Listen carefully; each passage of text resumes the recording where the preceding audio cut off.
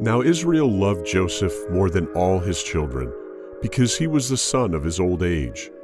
Also, he made him a tunic of many colors.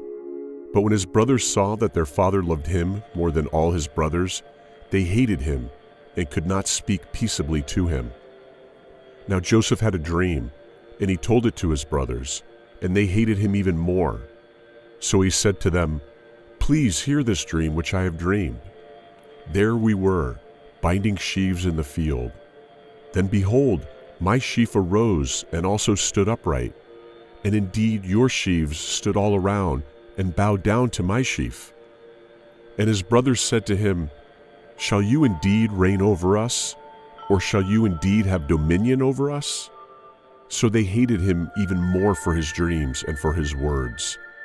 Then he dreamed still another dream, and told it to his brothers, and said, "Look, I have dreamed another dream, and this time the sun, the moon, and the 11 stars bowed down to me."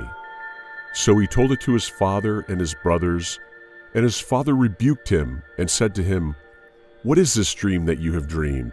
Shall your mother and I and your brothers indeed come to bow down to the earth before you?" And his brothers envied him. But his father kept the matter in mind. Then his brothers went to feed their father's flock in Shechem. And Israel said to Joseph, "Are not your brothers feeding the flock in Shechem? Come, I will send you to them." So he said to him, "Here I am." Then he said to him, "Please go and see if it is well with your brothers and well with the flocks, and bring back word to me." So he sent him out of the valley of Hebron, and he went to Shechem. Now a certain man found him, and there he was wandering the field. And the man asked him, saying, "What are you seeking?"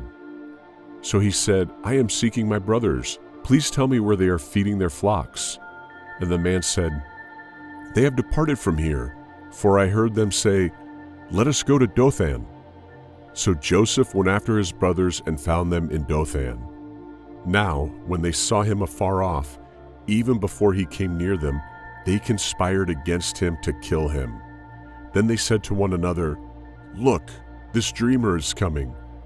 Come therefore, let us now kill him and cast him into some pit, and we shall say, 'Some wild beast has devoured him.' We shall see what will become of his dreams." The Bible warns us against talking too much or being overly talkative. Ecclesiastes chapter 5 verse 3, "For a dream comes through much activity, and a fool's voice is known by his many words." Ecclesiastes chapter 10 verse 14, "A fool also multiplies words. No man knows what is to be. Who can tell him what will be after him?" The early life of Joseph is a great lesson in wisdom and knowing how to interact with people. Israel loved Joseph more than all his children, and for this reason his brothers hated him. And in the passage of scripture we just read, we see that Joseph went on to have 2 dreams, the first of which he went and told his brothers, which clearly was not the most intelligent decision. He then went on to have a second dream. If Joseph was unwise to tell the first dream, knowing how irritating it was to his brothers, then it was worse to share this second dream.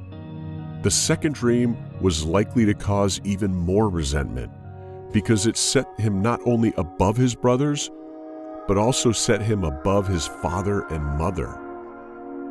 The immediate result of Joseph's sharing his dream was that his brothers hated him even more and also envied him in their hearts.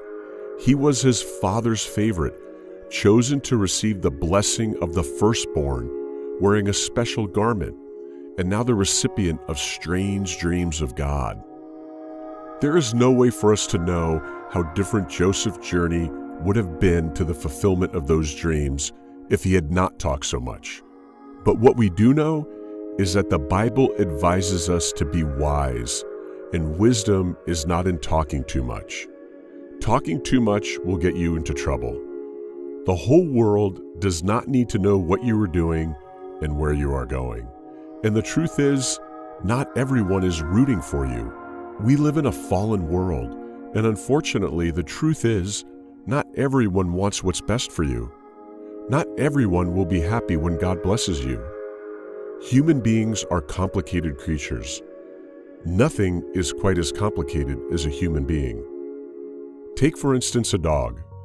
A dog is incapable of hiding its nature. If a dog doesn't like you, believe me, you will know about it. The dog will growl at you, bark at you, and so on. However, if a dog does like you, you will know about that also. The dog will lick you, be happy around you, sniff you. Whereas human beings are more complicated than this. A human being can hate you for years and pretend they are actually your friend or a loved one for years. Human beings are complicated beings.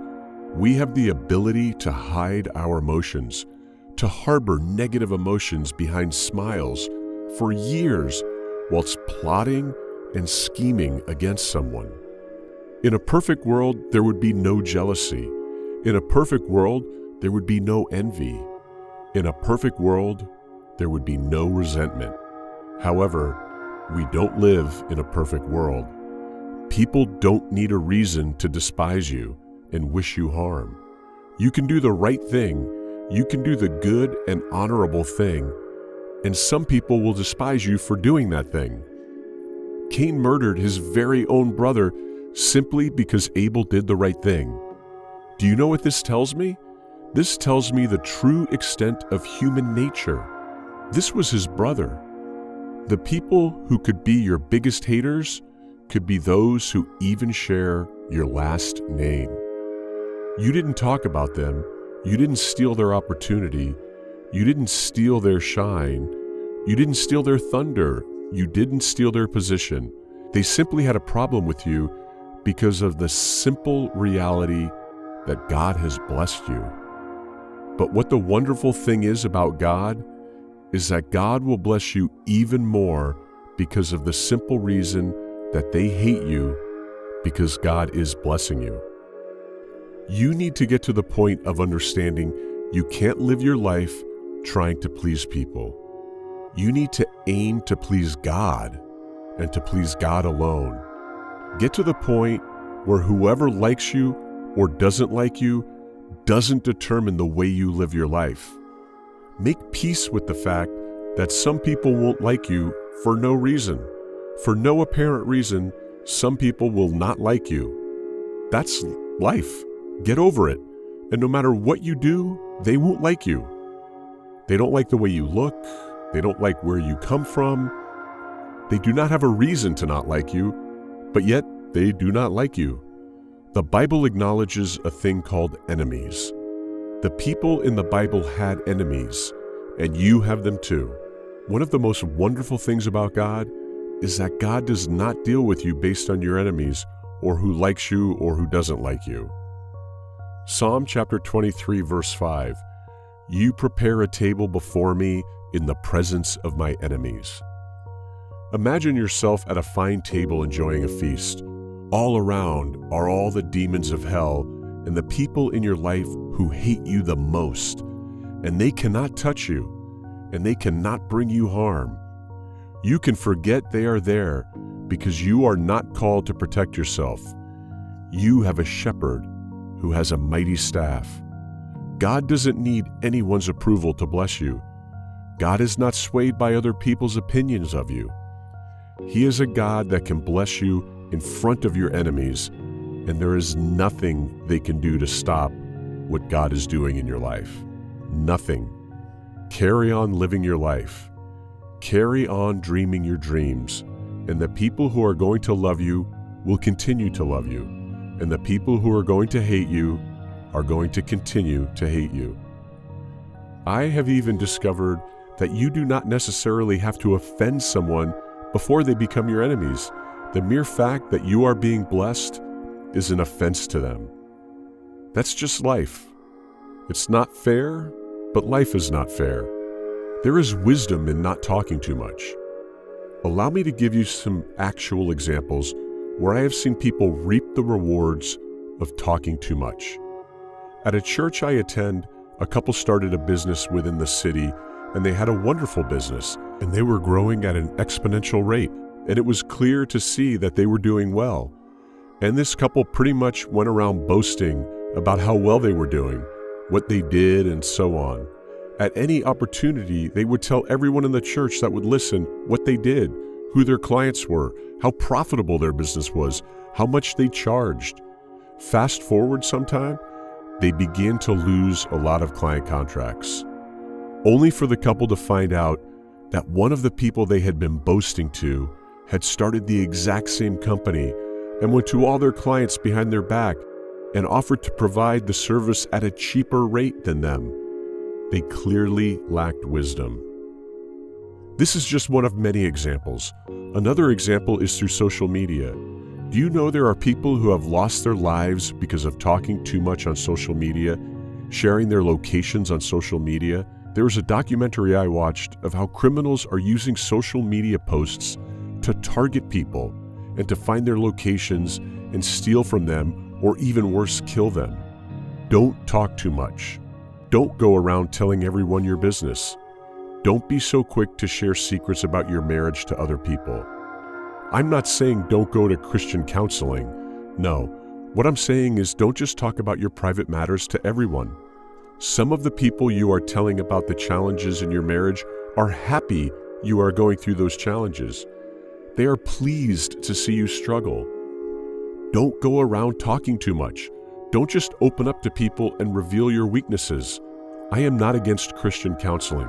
Christian counseling is good.